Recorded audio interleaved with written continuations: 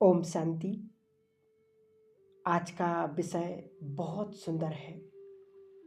हम सभी जानते हैं कि भोग लगाने से बहुत सारी समस्याएं, बहुत सारी बीमारियां खत्म होती हैं। तो आज हम एक इसके साथ कहानी भी सुनेंगे, बहुत सुंदर, सभी ने सुनी होगी, श्री कृष्ण और सुदामा की, बहुत सुंदर। तो वो लास्ट में सुनेंगे। सबसे पहले हम भोग का महत्व समझेंगे,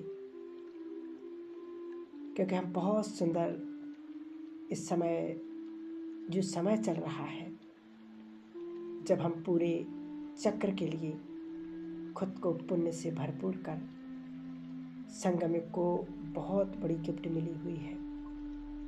लेकिन दो बातें हैं जो सदा इकट्ठी नहीं रहती, और जिसके पास ये दो बातें सदा इकट्ठी रहती हैं, वो कोटों में कोई अति भाग्यशाली आत्मा होती है।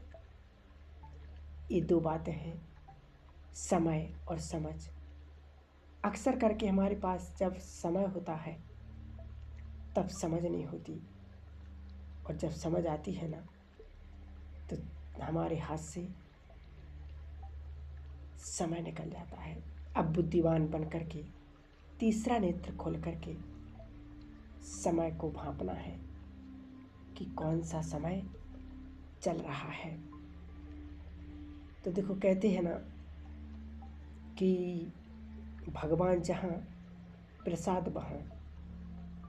कोई भी आप भक्ति मार्ग का काम ले लीजिए या ज्ञान मार्ग का, कोई भी क्रियाकलाप बिना प्रसाद के अधूरे है।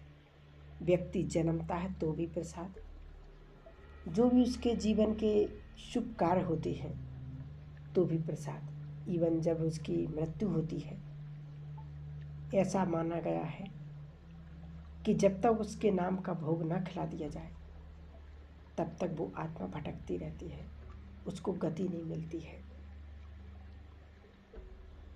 बड़ा भारी महत्व है प्रसाद का। हमारे यहाँ देख के आंधी आए, तूफान आए, कुछ भी हो, जब से आप ज्ञान में चले हैं अब तक गुरुवार का भोग ना लगा हो, ऐसा देखा कभी नहीं ना। तो वास्तव में कहते भगवान जहाँ प्रसाद वहाँ बिना भोग के भगवान अधूरा। बड़ी वंडरफुल सी बात है, आश्चर्यजनक बात है कि देख के जब हम भोग लगाते हैं घरों में, सेंटरों पर, चाहे भक्ति मार्ग में, जब मंदिर में प्रसाद चढ़ाने जाते थे तो हमारा जीव का त्यों रहता है, एक दाना इधर से उधर नहीं होता। फिर भी हम भोग लगाते हैं, प्रसाद चढ़ाते हैं। क्यों? जबकि दाना एक भी इधर से उधर नहीं होता है, फिर भी लगाते हैं। क्या है ये भोग? एक्चुअली बहुत बड़ी घटना घट रही है अब इस संसार में, कि जो सारी सृष्टि का पालन करता है, पूरी सृष्टि की पालना कर रहा है, वो खुद भूखा है। तो है ना आश्चर्य की बात। एक व्यक्ति के घर में 200 लोग भोजन खाते हैं और वो अगर खुद भूखा रहता है तो कैसा लगता है? जो सारी सृष्टि की पालना करने वाला है वो भूखा है। किसका भूखा है? भगवान है भावनाओं का। वो भावनाओं के अकाल पड़ गई है, स्वार्थ पनप रहा है। भावनाओं का भूखा है भगवान, और भाड़ा किसका देता है? भावना का। और भावना कहाँ पनपती है? दिल के अंदर। अब देखो, भोग कुछ और नहीं, एक्चुअली मेरी भावनाओं का प्रतिरूप है, जो मैं स्थूल रूप में बाबा को ऑफर करती हूँ। अगर भोग में भावना नहीं, प्रसाद में भावना नहीं, तो वो भगवान की किसी भी काम का नहीं। अब कईयों के मन में ये संकल्प आते हैं कि हम भोग लगाते, मधुबन में सेंटर पर बाबा भी आते, भोग लगाते। ये बाबा के पास जाता भी है या यूं बस खेल पाल है? तो कई बार बाबा ने कहा कि बच्चे ये तो एक खेल पाल है। क्यों कहा? क्या हुआ? जैसे जैसे संस्था बढ़ती गई, कुछ ऐसे भाई बहनों आ गए जिनमें माया प्रवेश कर गई कि मेरे में तो मम्मा आती, बाबा आते, भोग लगाते, ऐसे ऐसे होता है। अब सोचो, बाबा का मुकर्रर रथ अभी भी ब्रह्मा बाबा और गुलजार दादी है। और गुलजार दादी का रहस्य भी बाबा ने बताया कि दादी 7 जन्मों से पवित्र है, तभी तो इस संसार की सबसे बड़ी 2 शक्तियों को अपने ब्रेन में धारण करने की शक्ति है। तो बाबा के पास भोग पहुंचता है या नहीं? अगर भोग में भावनाएं हैं तो 100% पहुंचता है। और यदि उसमें भावना नहीं, केवल नियम निभा रहे हैं, केवल रीति रस्म के अनुसार कर रहे हैं, तो वो नहीं जाता है, उसका कोई भाड़ा नहीं मिलता, क्योंकि केवल भूखा भावनाओं का है। और यदि उसमें भावना ही नहीं तो भाड़ा भी नहीं। जब बाबा आते थे तो दादियाँ भोग लेकर जाती थी बदन में। एक बार क्या हुआ, बाबा ने भोग की थाली में दिखाया बदन में कि उसमें बड़ा सा सांप है। अब जो दीदी भोग लेकर गई वो घबरा गई कि मैं तो भोजन लेकर आई थी, ये सांप कहाँ से आ गया? तो बाबा मुस्कुराए और बाबा ने कहा, बच्ची लेकर के जाओ और देखो मिस्टेक कहाँ हुई है।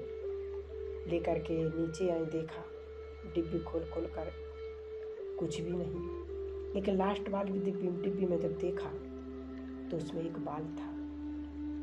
फिर ठीक ठाक करके दीदी ले गई बाबा के पास और बोला, बाबा आपने एक छोटे से बाल का इतना बड़ा सांप क्यों दिखा दिया? तो बाबा ने कहा, बच्ची ये सूक्ष्म वतन है और सूक्ष्म वतन में छोटी चीज भी बड़ी दिखती है।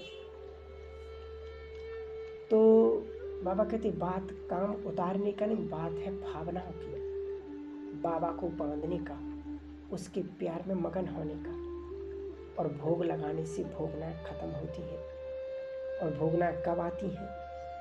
जब पुण्य थोड़े डाउन हो जाए और पाप का प्रभाव बढ़ जाए, तब ही किसी न किसी प्रकार से भोगना व्यक्ति के सामने आती है।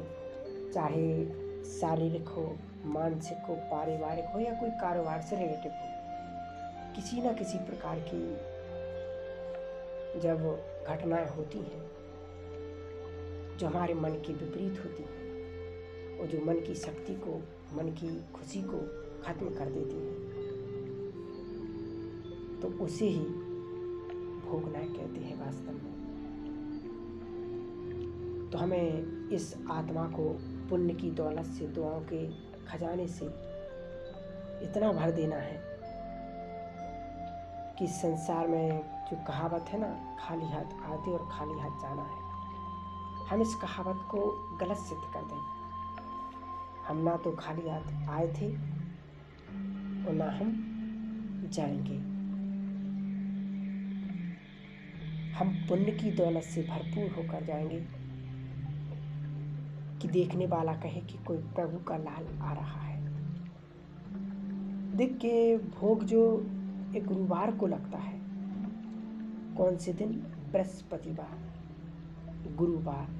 और ज्योतिष शास्त्र के अनुसार गुरु ग्रह का बड़ा भारी महत्व है।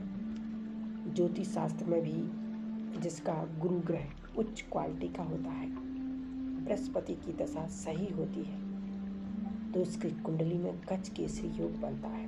अब गज माना हाथी, केसरी माना शेर। हाथी धन का प्रतीक होता है और शेर अर्थात जिनके पास शेरों जैसी शक्ति हो, यानी कि वो राजाओं जैसा जीवन जीता है, तो जिसकी बृहस्पति की दशा अनुकूल होती है। इसलिए गुरुवार का भोग कभी मिस नहीं करना चाहिए और समय प्रति समय बाबा को भोग भी लगवाना चाहिए, क्योंकि हम इस संसार की सबसे सर्वोच्च सत्ता को भोग ऑफर कर रहे हैं। तो हमारे तो भाग्य का क्या कहना, जिसके बारे में गान है दुख भंजन भोजन, जिसके लिए कहते ब्रह्मा भोजन के लिए तो देवता भी तरसते थे। यदि हम इस भोजन को, इस भोग को भावना से खाएंगे तो 100% रिजल्ट मिलेगा। जो एक टाइम, कम से कम एक टाइम बाबा को भोग जरूर लगाएं। जो बाबा को भोग स्वीकार कराएगा, ये बाबा की गारंटी है, इस सृष्टि चक्र पर जितनी भी आप जन्म लेंगे, किसी भी जन्म में भूखे नहीं मरेंगे। आपके दरवाजे से लेने वालों की लाइन लगी रहेगी और आप दाता बन देते रहेंगे। और इस विनाश काल के समय में बाबा ने कहा सारी दुनिया भूखी मरे तो मरे, लेकिन जिस घर से बाबा ने भोग स्वीकार किया उस घर को बाबा पालेगा। चाहे वो धरती फाड़ के दे या आसमान चीर करके दे, दाल रोटी अंत तक जरूर देगा। ये भगवान का वादा है। जो श्रद्धा से बाबा को भोग लगाएगा या आश्रम में जाकर लगवाएगा तो उसको 100% ये भगवान का वादा है। अब हम लास्ट में एक कहानी सुना करके इसको यहीं पर समाप्त करेंगे। और सभी ने सुना भी है ये कहानी, सुदामा और श्री कृष्ण की। दोनों बाल सखा, बेस्ट फ्रेंड, एक दूसरे से बहुत प्यार करने वाले, लंबा समय गुरुकुल में रहे और एक गुरु माँ से शिक्षा धारण की, संस्कार धारण किए, भोजन ग्रहण किया और भाग्य की ऐसी बनाई कि एक तो बन गए द्वारकाधीश और एक बन गए महाकंगाल। क्या गलती हो गई थी सुदामा से? कृष्ण का हिस्से का खा लिया था। अब गुरु माँ ने चने दिए, लकड़ी चुनने जाते हो, भूख लगेगी तो दोनों भाई मिलकर के बांट के खा लेना। अब सुदामा थोड़ा पेटू टाइप का था, उसको ज़्यादा भूख लगती थी और श्री कृष्ण अल्पाहारी थे और सुस्ताने हुए पेड़ पर बैठे थे। तो नीचे श्री कृष्ण अंतर ध्यान हो गए। सुदामा ने सोचा कि इसे तो पहले से ही भूख कम लगती है, ऊपर से सो भी गया और सारे चने खुद खा गए। कृष्ण का हिस्सा खा लिया और कंगाली अपने नाम लिखवा ली। तो जी बाबा ने कहा कि अटेंशन, जो गलती सुदामा ने की थी, क्या वो गलती मैं तो नहीं कर रही हूँ? कहीं मैं रोज रोज भगवान के हिस्से का तो नहीं खा रही हूँ?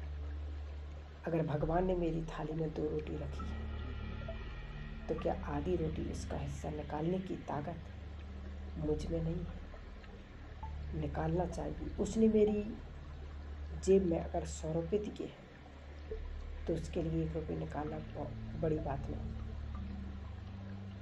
अगर मैं 1 रुपये भगवान के कार्य में श्रद्धा से निकालती हैं तो 1 रुपये और धन को अपनी ओर आकर्षित करेगा। 1 रुपये जेब से जाएगा, 100 रुपये लेकर के आएगा। ये चमत्कार है, बाबा ने कहा। अब जब श्री कृष्ण को पता चलता है कि सुदामा की स्थिति बड़ी दयनीय है, तन ढकने को नहीं, सर ढकने को नहीं, रहने के लिए छत नहीं, पेट भरने के लिए अन्न नहीं, उन्हें बड़ी दया आती है। उन्हें पता है कि भूल कहाँ हुई और वो फिर मन के द्वारा उनको संकल्प भेजते हैं कि तुम मेरे पास आओ और जो गलती की है उसका सुधार करो। तब सुदामा जाती है उनके पास, एक मुट्ठी चावल लेकर के। उसी का गायन है कि एक मुट्ठी चावल से महल बन गए। तो यही बाबा हम बच्चों से भी चाहते हैं। तो ये था बहुत सुंदर भोग का महत्व। तो जरूर आप सभी भाई बहनों भोग जरूर बाबा को लगवाएं और घर पर भी लगाएं।